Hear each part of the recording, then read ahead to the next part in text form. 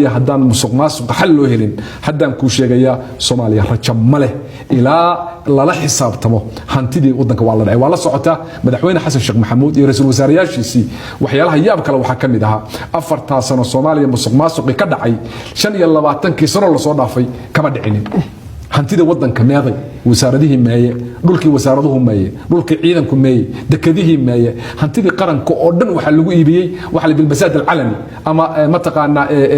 auction furan umada Soomaaliyeed inta dhimatay inta nool hantida waxbay ku lahaayeen magaalada xasamada Muqdisho oo umada u dhaxayn lahayd waxay maraysaa TV-ga qaranka iyo raadiga qaranka inay gacanta ku jiraan madaxweynaha hantida dadweynaha Soomaaliyeed ay lahaayeen waa la wada iibiyay askartii masaakiinta ah ee furmaha dagaal ku jirtay ilmahoodii xaasaskoodii la barakicinaya ayaga la kala faquuqaya oo qaar gunooyin iyo mishaar dheeraad loo qoraya waxaas faquuqa lagu dhaxwada ciidankana hal joojiyo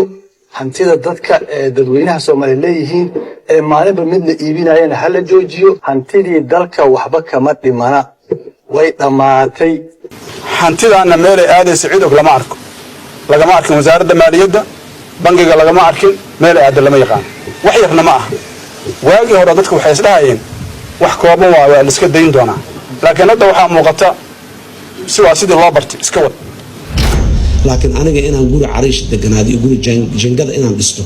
iyo guri 3 dabaqa 4 dabaqa inaan dhisto ana ii gaartaa wax ka qoseeyo